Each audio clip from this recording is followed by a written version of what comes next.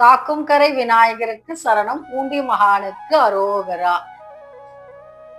ஸ்ரீமத் ராமானுஜருடைய பக்தியையும் அவரே பக்தி செலுத்திய ஒரு பெண்மணியை பார்த்து வியந்த அற்புதமான நிகழ்வையும் பற்றி நாம் இன்று காண இருக்கின்றோம். திருக்கோளூர் பெண் பிள்ளை ரகசியம். இந்த பக்தி களஞ்சியத்திற்கு என்ன ஒரு சிறப்பு இருக்க முடியும்? நாம 12 ஆழ்வார்கள் இயற்றிய 4000 திவ்ய பிரபந்தத்தை பற்றி கேள்விப்பட்டிருக்கலாம், படித்திருக்கலாம். திருப்பாவையை பற்றி சிந்திக்காத மனிதர்கள் கிடையாது.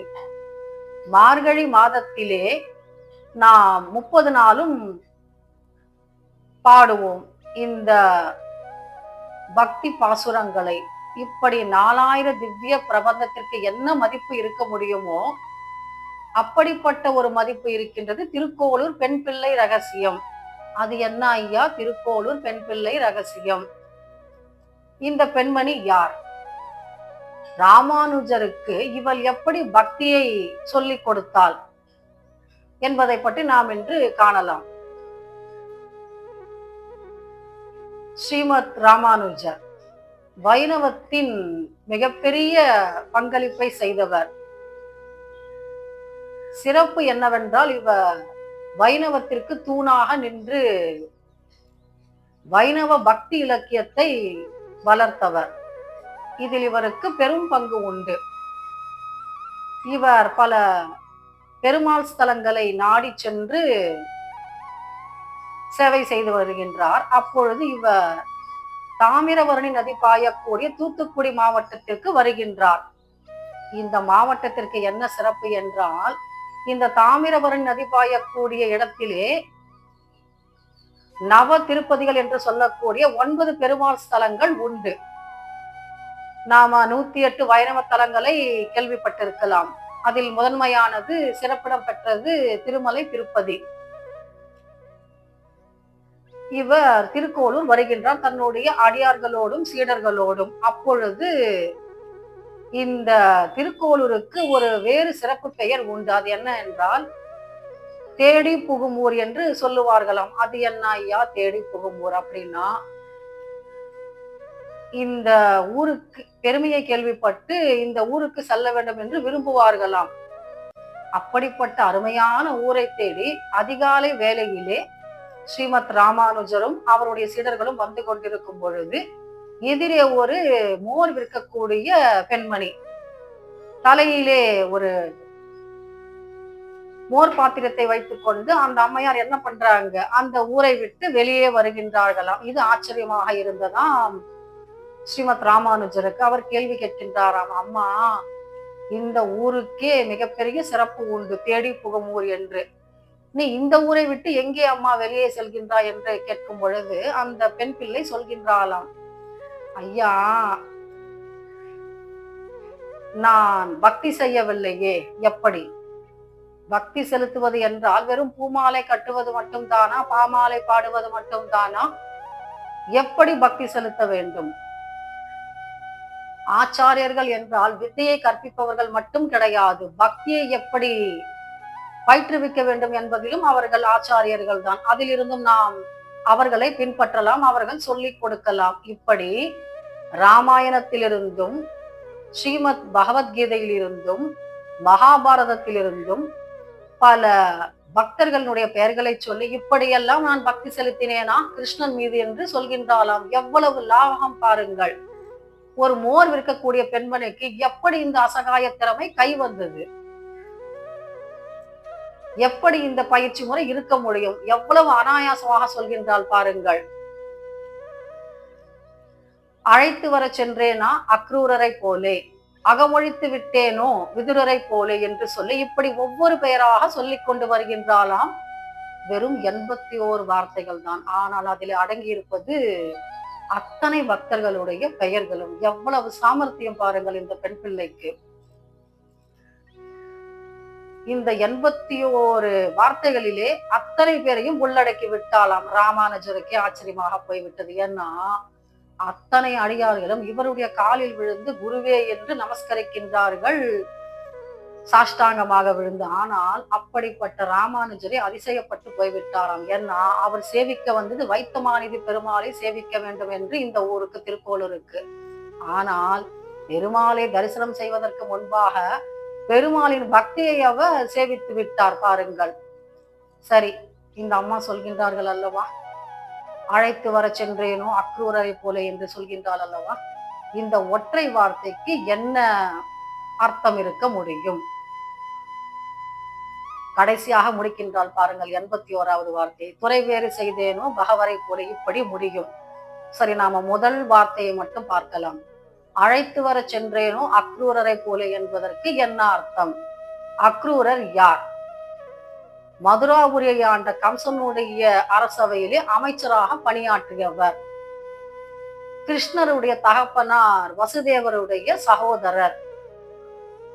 இவர் அரச பதவி ஏற்றிருப்பது கம்சனுடைய அரசவையிலே. ஆனால் இவருக்கு அன்பு எங்கே பாருங்கள், கிருஷ்ணர் மீது அளப்பரிய அன்பாம். கிருஷ்ணரை அவர் முன்னே பின்னே பார்த்தது கிடையாது. அவர் நந்தகோபருடைய இல்லத்திலே வளர்ந்து கொண்டிருக்கின்றார். கூட அவருடைய தமையனார் பலராமர் இருக்கின்றார். பார்க்காமலே பக்தி செலுத்துவது என்பது எவ்வளவு ஒரு அருமையான விஷயம். அதை செய்தவர் அக்ரூரர். கம்சனுக்கு என்ன ஒரு எண்ணம்னா, இமைப்பொழுதும்னு சொல்லுவார் இல்லையா மாணிக்க வாசக பெருமான், அப்படி இமைப்பொழுதும் கிருஷ்ணரை பற்றிய பயத்திலேயே வாழ்ந்து கொண்டிருக்கின்றானாம். கண்ணை மூடினாலும் பயம், கனவிலும் கிருஷ்ணரை கண்டால் பயம், எங்கே வந்து சாகடித்து விடுவானோ இந்த குட்டி பாலகிருஷ்ணன் அப்படின்ற ஒரு பயம் எப்பொழுதும் இருந்து கொண்டே இருந்ததா மனதிலே. சரி, பார்க்கிறான். அவன் நம்மளை தேடி வந்து கொல்றதுக்கு முன்னாடி நாம அவனை கூப்பிட்டு கொண்டுட்டா என்ன, சின்ன பிள்ளை தானே. ஏன்னா கம்சனை வதம் செய்யும் போது கிருஷ்ண பரமாத்மாவிற்கு 11 வயதுதான், குட்டி பாலகிருஷ்ணன் அவன். ஒரு எண்ணம் கொள்றான் பாருங்க, கபடமான எண்ணம். என்னன்னா, சாதாரணமா கூப்பிட்டா வருவானா கிருஷ்ணன்? சரி, அப்போ நம்பிக்கைக்கு உரியவர்களை ஒருத்தரை தேர்ந்தெடுக்கணும் இல்லையா? அப்போ அக்ரூரரை கேட்கின்றாராம் அரசவையிலே கூப்பிட்டு, நீர் போயிட்டு கோகுலத்துல கிருஷ்ணனை கூப்பிடுங்கள், என்ன சொல்லி கூப்பிட வேண்டும், என்ன ஏதாவது ஒரு காரணம் இருக்கணும் இல்லையா?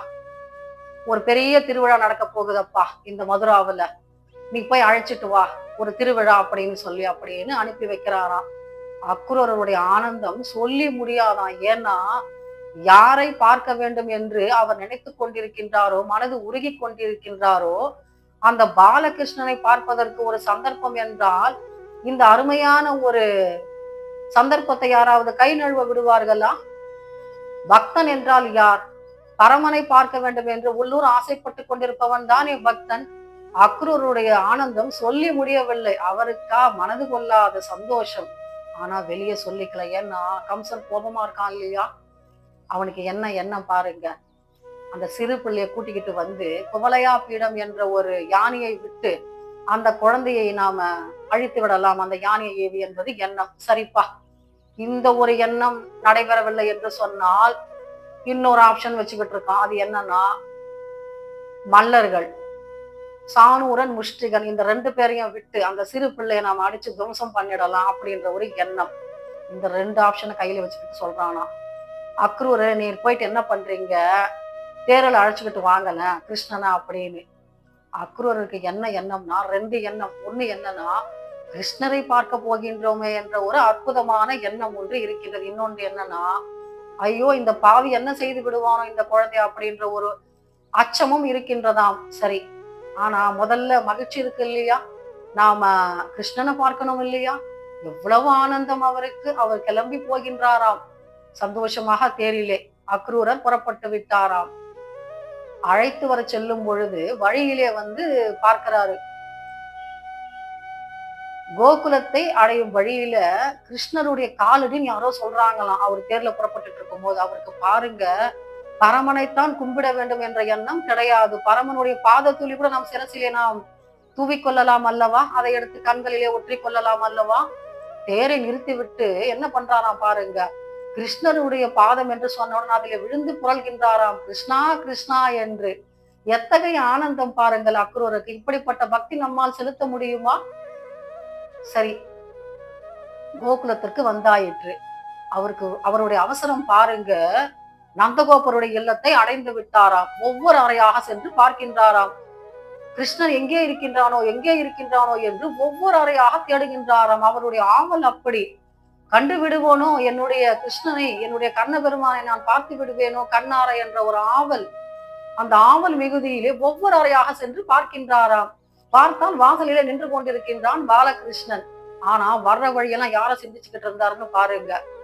கிருஷ்ணர் என்ன பட்டாடை உடுத்தி இருப்பாரோ, அது எந்த நிறத்தில் இருக்குமோ, அவருடைய கையிலே புல்லாங்குழல் இருக்குமோ, அது எப்படி இருக்குமோ, அவருடைய தலையிலே சுடி கொண்டிருக்கின்றார் அல்லவா மயிர்பீலிகை, அது எந்த திசையை நோக்கி பறந்து கொண்டிருக்கும். இப்படிப்பட்ட எண்ணங்கள் தான் அவருடைய மனது முழுக்க நிரம்பி இருந்ததாம். ஒரு சிறிதும் இந்த எண்ணத்திலிருந்து அவருக்கு மாறுதல் கிடையாது. வேறு நினைவு அவருக்கு எழவே இல்லை. இப்போ கோகுலத்தை அடைந்தாயிற்று, நந்தகோபுருடைய இல்லத்திற்கும் வந்தாயிற்று. இங்கே ஒவ்வொரு அறையாக தேடிக்கொண்டிருக்கும் பொழுது கிருஷ்ணா கிருஷ்ணா எங்கே காண்பேனோ உன்னை என்றுதான் அவருடைய மனது அரற்றிக் கொண்டிருந்தது. வரும் வழியிலே சந்தையிலே பார்த்தீர்கள் என்று சொன்னால் ஒரு பெண் சொல்கின்றாளாம், பழம் விற்கின்ற பெண், ஐயா கேசவனை ஒரு 1/4 கிலோ வாங்கி கொண்டு போங்களேன் என்று. இன்னொருவர் சொல்கின்றாராம், பூமாலை விற்பவர், ஐயா மாதவனை கொஞ்சம் அரை முழம் வாங்கி கொண்டு போகின்றீர்களா என்று. இப்படி ஒவ்வொருவருடைய நினைவிலும் கிருஷ்ணன் ஒருவன் தானே இருந்தான். இந்த கோகுலம் முழுக்க எல்லோர் மனதிலும் நீக்கமர நிறைந்திருப்பவன் அல்லவா இந்த கண்ண பெருமான். இப்படி அக்ரூரர் கிருஷ்ணனை பார்த்தவுடன் அவருக்கு ஓடி வந்து அவனை தூக்கி கொண்டு கட்டி தழுவி கொள்கின்றாராம். அந்த சிறு குழந்தையை, கிருஷ்ணா கண்டுவிட்டேன் அப்பா உன்னை அப்படின்னு அவருடைய கண்களில் இருந்து ஆனந்த பாஷ்பம் கண்ணீராக கொட்டுகின்றதாம். கிருஷ்ணா கிருஷ்ணா என்று அவருடைய மனது சொல்லிக்கொண்டே அவருடைய திருவடியிலே விழுந்து வணங்குகின்றாராம் அக்ரூரர். இப்பொழுது சொல்கின்றாராம், என்ன விஷயமாக என்னை பார்க்க வந்தீர்கள் அக்ரூரரை என்று கேட்கும் பொழுது அக்ரூரர் சொல்கின்றாராம், கிருஷ்ணா கம்சன் உன்னுடைய மாமன், அவன் கூப்பிடுகின்றான் மதுராவிற்கு, உன்னை திருவிழாவிற்கு அழைத்து வர சொல்கின்றான், உனக்கு அழைப்பு வந்திருக்கின்றது அப்படின்னு சொல்லும் பொழுது கிருஷ்ணர் சொல்கின்றான், அவ்வளவுதானே விஷயம், நான் வருகின்றேன் என்னுடைய அண்ணனோட என்று புறப்பட்டு விட்டாராம். அக்ரூரர் வந்த தேரிலேயே புறப்படுகின்றார்கள். அண்ணனும் தம்பியுமா பலராமரும் கிருஷ்ணரும் இப்ப அழைச்சுக்கிட்டு வராரு. மதுராவுக்கு வரணும். வர்ற வழியில பாருங்க அக்ரூரருக்கு திரும்பவும் பயம் வந்துடுச்சான். சிறு குழந்தை அல்லவா, பாலகிருஷ்ணன் அல்லவா, ஏதாவது செய்து விடுவானோ இந்த பாவி, இந்த கல்மிஷம் இல்லாத குழந்தைகளை என்ன செய்து விடுவானோ அப்படின்ற ஒரு பயத்துல என்ன பண்றாரு பாருங்க. யமுனா நதி ஓடிக்கொண்டிருக்கின்றது. இவருக்கு என்ன ஆசைனா அந்த நதியில குளிச்சுட்டு கிருஷ்ணனை பூஜை செய்ய வேண்டும் என்ற எண்ணம் வந்துவிட்டது. தேரை நிறுத்திவிட்டு சொல்கின்றாராம், கிருஷ்ணா கொஞ்சம் இங்கேயே இரேன், விளையாடி கொண்டிருக்கிறேன், நான் இதோ வந்து விடுகின்றேன் அப்படின்னு புறப்பட்டு போய் என்ன பண்றாரு, யமுனா நதியில நீராடி கொண்டிருக்கின்றாராம். மனதிற்குள்ளே பயம், ஐயோ இந்த குட்டி கிருஷ்ணனுக்கு என்ன நிகழுமோ அப்படின்னு. அவன் பரந்தாமன், அவனை ஒன்றும் செய்துவிட முடியாது என்பது தெரியவில்லை அக்ரூரருக்கு. ஏன்னா அவ்வளவு வாஞ்சை இந்த சிறு பிள்ளையின் மீது அக்ரூரருக்கு. ஆனா கிருஷ்ணனுக்கா தெரியாது அக்ரூரரை என்ன நினைத்துக் கொண்டிருக்கின்றார் என்று. யமுனை நதிக்கு உள்ளே சென்று அவர் நீராடும் பொழுது ஒரு உருவத்தை காண்பிக்கின்றாராம் இந்த பாலகிருஷ்ணன். என்னன்னா, இப்பொழுது பலராமராக அவதாரம் எடுத்திருப்பவர் யார், சாட்சாத் ஆதிசேஷன் அல்லவா. அந்த ஆதிசேஷன் 1000 தலைகளை கொண்டு யமுனை நதிக்கு உள்ளே இருக்கின்றானாம். அவருடைய மடியிலே இந்த குட்டி கிருஷ்ணன் காட்சி அளிக்கின்றானாம். இந்த காட்சியை பார்க்கின்றார் அக்ரூரர். அவருக்குள்ளே ஆனந்த பரவசம், இன்பச் சிலிர்ப்பு மனதிற்குள்ளே. வெளியே எட்டி பார்க்கிறாரு. தண்ணிக்குள்ள முங்கிக்கிட்டு இருந்தாரு இல்லையா, வெளியே எட்டி பார்த்தாக்கா கிருஷ்ணன் சாவகாசமாக விளையாடி கொண்டிருக்கின்றான் தன்னுடைய அண்ணனான பலராமரோடு. இந்த காட்சி ஒரு கால் கற்பனையும் அப்படின்னு நினைக்கின்றாராம். திரும்பவும் யமுனை நதிக்குள்ள உள்ள போய் பார்த்தாக்கா திரும்பவும் அதே காட்சி தென்படுகின்றதா. அப்பொழுது இவர் பரபிரம்மஸ்வரூபம் என்பது இவருக்கு நிச்சயமாயிற்று. இப்பொழுது இந்த அச்சமெல்லாம் மறைந்து போயிற்று. ஒன்றும் செய்ய முடியாது என்னுடைய குட்டி கிருஷ்ணனை, இந்த உறுதியான எண்ணம் வந்து விட்டது. இப்ப என்ன பண்றாரு, நீராடி விட்டு வந்து கிருஷ்ணரை மனதார பூஜிக்கின்றார். இப்ப என்ன பண்றாரு இந்த அக்ரூரர், இந்த குட்டி பாலகிருஷ்ணனையும் அவனுடைய அண்ணனையும் கூட்டிக் கொண்டு மதுராவிற்கு போகின்றாராம். இப்படி சொல்லி முடிக்கின்றாலாம் இந்த திருக்கோளூர் பெண் பிள்ளை. ராமானுஜர் கேட்கின்றாராம் அமைதியாக, அம்மா அடுத்தது என்ன நடந்தது என்று. அப்போது சொல்கின்றாலாம் பாருங்கள் இந்த பெண் சாமர்த்தியமாக, ஐயா வேறு வார்த்தை சொல்ல வேண்டுமா என்ன தங்களுக்கு, அந்த குட்டி பாலகிருஷ்ணன் என்ன பண்றான், அந்த குவலயாபீடம் என்ற யானையை அவன் வதம் செய்து விட்டான். மற்றும் மல்லர்களை அனுப்பினான் அல்லவா கம்சன், சாணூரன் முஷ்டிகன் என்று, அவர்களையும் வதம் செய்து விட்டான் என்பதை நான் சொல்லவும் வேண்டுமோ தங்களுக்கு என்று சொல்லும் பொழுது புன்னகை அருமையதான் ஸ்ரீமத் ராமானுஜருக்கு. எத்தகைய அசகாய புலமை இவளுக்கு! மோர் விற்கின்ற பெண்மணிதான், ஆனால் பக்தியை பற்றி எப்படி அழகாக சொல்கின்றாள் இந்த பெண்மணி என்று கேட்டுக்கொண்டிருக்கின்றாளாம். இப்படி 81 வார்த்தைகளிலே அடக்கிவிட்டால் பரமனுடைய பக்தர்களை பற்றி. நாம முதல் அத்தியாயத்திலே பார்த்து விட்டோம். அழைத்து வர சென்றேனோ அக்ரூரரை போலே. எவ்வளவு அன்பு மிகுதி இருக்க வேண்டும் அக்ரூரருக்கு! கிருஷ்ணனை பற்றிய எண்ணம் தவிர வேற எந்த எண்ணமும் அவருக்கு கிடையாது. சரணாகதி தத்துவத்தை சொன்ன பெருமை ஸ்ரீமத் ராமானுஜருக்கே உரியது. ஆனால் அப்படி ஸ்ரீமத் ராமானுஜருக்கே பக்தியின் பிரபாவத்தை பற்றி, பக்தர்களுடைய மேன்மையை பற்றி அருமையாக சொல்லிய பெருமை இந்த திருக்கோளூர் பெண் பிள்ளைக்கு உண்டு. அவள் ரகசியமாக சொன்னாலும் இதிலே உண்மை இருக்கின்றது. இப்படியெல்லாம் நான் பக்தி செய்தேனோ என்று சொல்கின்றாளாம். ஆனால் நம்மால் பக்தி செலுத்த முடியும், அவர்களைப் போல நம்மால் என்பது கொஞ்சம் முடியாத விஷயம். அவர்கள் மலையளவு பக்தி செலுத்தினார்கள், நாம் கடுகளவாவது அதிலே பக்தி செலுத்த வேண்டும் பரமன் மீது. இதைத்தான் சொல்லிக் கொடுக்கின்றார் திருக்கோளூர் பெண் பிள்ளை. அடுத்து வரக்கூடிய பதிவுகளிலே நாம் கிருஷ்ண பக்தர்களை பற்றி பார்க்கலாம். அதுவும் திருக்கோளூர் பெண் பிள்ளை சொன்ன அதே வார்த்தையிலேயே, அந்த அற்புதமான ரகசியத்திலேயே நாம் அடுத்தடுத்த பதிவுகளில் பார்க்கலாம். திருக்கோளூர் பெண் பிள்ளை ரகசியம் என்ற நிகழ்வுகளில் இருந்து இப்பொழுது நாம் கிருஷ்ணனை சிந்தித்துக் கொண்டிருப்போம். அடுத்த பதிவிலே சந்திக்கும் வரை ஜெய் கிருஷ்ணா. மீண்டும் சந்திப்போம். காக்கும் கரை விநாயகருக்கு சரணம், பூண்டி மகானுக்கு அரோகரா.